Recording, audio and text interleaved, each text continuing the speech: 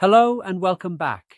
In this video, we'll analyze email traffic using Wireshark to detect spoofed email addresses. You'll learn how to filter packets containing suspicious keywords, examine email headers, review received fields, and evaluate sender policy framework results to determine whether an email was forged. This lab demonstrates how security analysts identify email spoofing and investigate potential phishing attempts. Let's get started.